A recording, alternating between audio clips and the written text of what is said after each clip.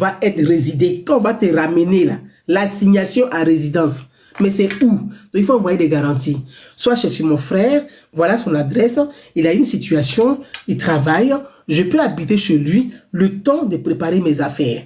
Donc, tu envoies des éléments, une adresse et tout ça.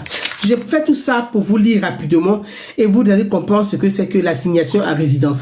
L'assignation à résidence vous oblige à rester dans un endroit précis, décidé par l'administration. Donc, c'est ça l'assignation à résidence.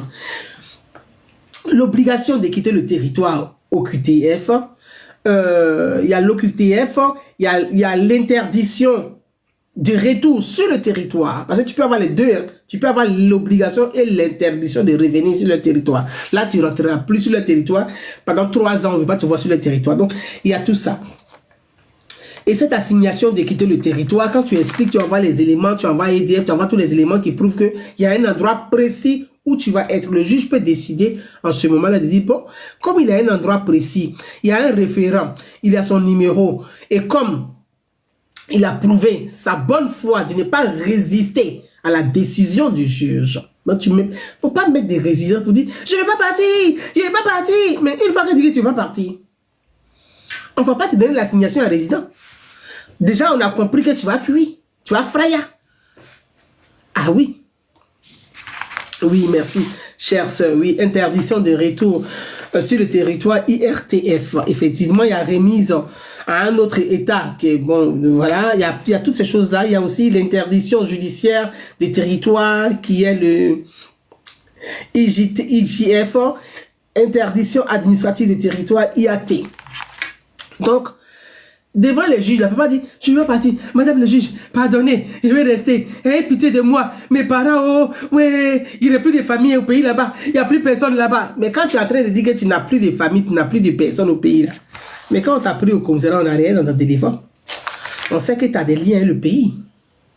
On a regardé dans ton téléphone. On voit les Western Union. Téléphone parle, hein? Les Western Union, les transactions, les RIA, on voit. On a rien dans ton WhatsApp. On voit que tu as des attaches au pays. Donc, tu ne peux pas venir dire, tout ça là, les policiers ont vu et puis ils ont mis dans le dossier. Toi, tu ne sais pas qu'ils ont mis dans le dossier. Hein? Ça y est, dedans. Il va partir. Il y a des personnes là-bas. Mes parents sont morts. Tout le monde est mort. J'ai des personnes. Oh, quand tu fais ça là, on dit, amenez-le en rétention de là-bas, il s'en va dans son pays.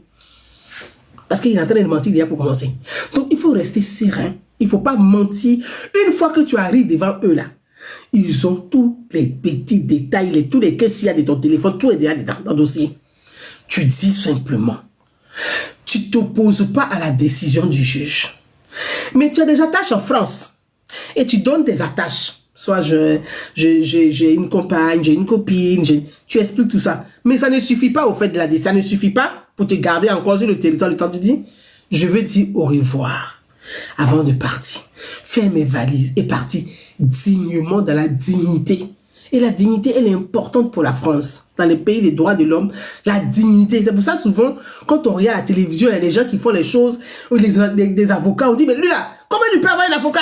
Un criminel, mais parce que c'est le droit. C'est comme ça. C'est le droit. Chaque citoyen a un droit. Criminel où il est, quel que soit ça, c'est son cas, il a les mêmes droits que tout le monde. Après, il va défendre ses droits. Et puis les juges vont statuer, vont juger. C'est à eux seuls, les juges sont compétents de juger s'ils peuvent bénéficier de ces droits ou pas.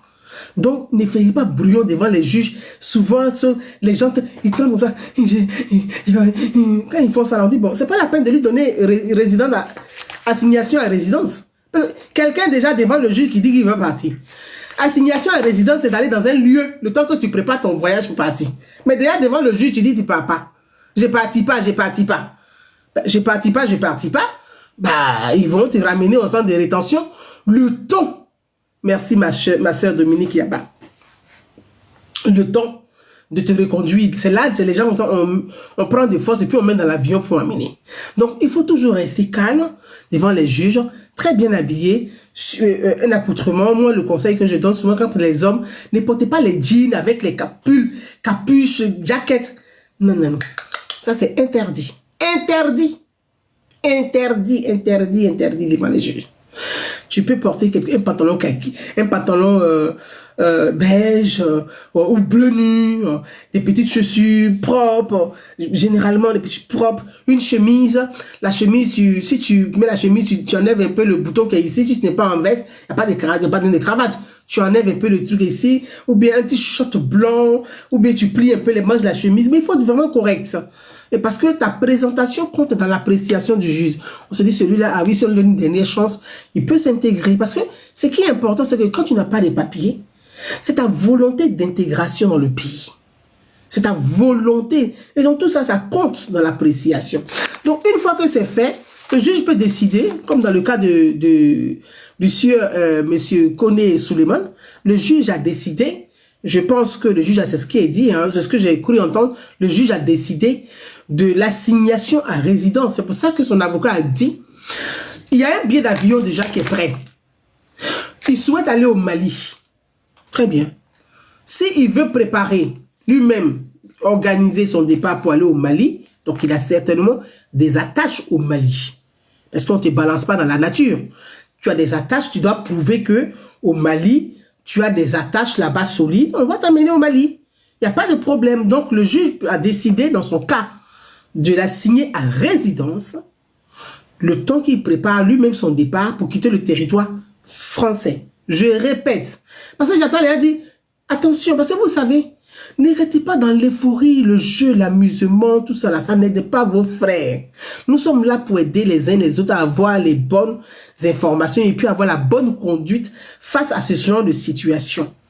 Le jeune frère est assigné à résidence. Ça veut dire, il y a un point fixe où il va résider le temps de préparer son départ pour le Mali. Maintenant, la deuxième phase dont je parlais pour les personnes qui sont dans le même cas, parce que nombreux Ivoiriens, il y a beaucoup d'Ivoiriens dans les centres de rétention, je suis sûr qu'ils sont en train de m'écouter actuellement. C'est pour eux aussi que je le dis. Si vous passez devant le juge, ayez un accoutrement correct. Ne vous agitez pas. Ne refusez pas de ne pas partir. Dites au juge, envoyez les éléments que vous pouvez résider dans tel coin le temps de votre départ, d'organiser votre voyage pour partir. Les juges sont à la juge des libertés. C'est votre droit d'organiser vous-même votre départ et partir. C'est pour ça qu'on dit juge des libertés, c'est aussi votre liberté. Même si vous n'avez pas de papier, vous avez droit à la liberté. Et ça, c'est important, juge des libertés. Donc, quand on t'accorde l'assignation à résident, maintenant, il faut que tu fasses attention. Il faut que c'est là où c'est dangereux. Il faut que tu fasses attention. Donc, le frère Gbagbo Koné a été assigné à résidence le temps de préparer son voyage pour aller au Mali. Il a déjà son billet d'avion pour aller au Mali. Donc, il va préparer son voyage pour partir. Le plus important là, il est bon gazo là, bon. C'est ça qui est important. Ça, il ne peut pas dire, il peut finir l'effort, tu vas bouger là, quoi, il va faire du lacan, Bamara. Parce que le plus important là, il est bon gazo, il a katalouma. Maintenant, il est bon là. Il faut savoir te tenir là. Ni bon là, il ne faut pas dire, je suis sorti, je suis fort. Tu n'es pas fort, hein? Tu es très fragile, cher frère. Et là, c'est le conseil de sœurs africaines et sœurs de la diaspora. Tu n'es pas solide du tout. Tu es encore plus fragile que tu peux l'imaginer. Ni bon là, si on t'a, ni moro qui malin. Fait qu'on là, il n'y a plus à faire des, je vais juger des, pas juger des, ton affaire déjà jugée. Obita. Autant la femme moro mon yana même. Obi blavion ko là. Là, le ministère de l'Intérieur va tenir bien. Tu n'as pas besoin de dire que j'attendais. Donc, ni bon là, il be sigi nyama ki dabla ka sigi ka sebe ko nyini la ni bola i da ni bla ka sigi ka sebe ko nyini la ni sebe ti bro ni mogo si tubabu nunu ki mala fin dolla ni tala même yere ka yera ni o ki mla jiji côté kumanto côté obi tale mayere ka bla ka di il y a quel avion qui part à telle heure?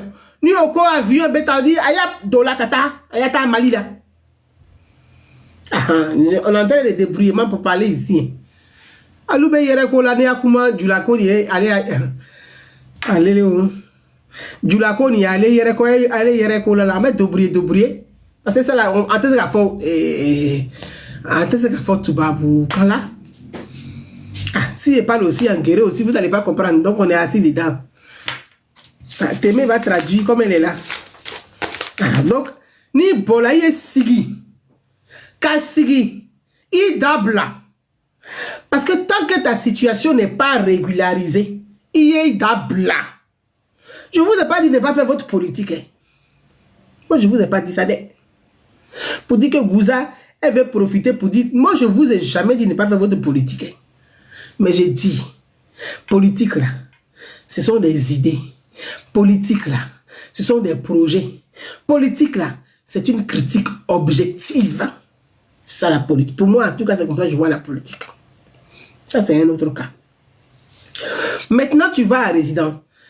L'avocat qui a obtenu l'assignation à résidence a 7 jours ou au plus tard 15 jours pour déposer un courrier. Ça, c'est la deuxième étape. Une fois qu'on te met à résidence maintenant, ton avocat peut maintenant engager une procédure d'annulation de l'obligation de quitter le territoire. Je reprends la partie parce que elle est très importante.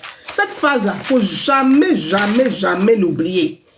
Cette phase de demande d'annulation de l'obligation de quitter le territoire-là, il faut toujours engager ça. Une fois que on dit assignation à résident, au bout de 7 jours, tu es en classe, tu fais ton courrier pour demander l'annulation.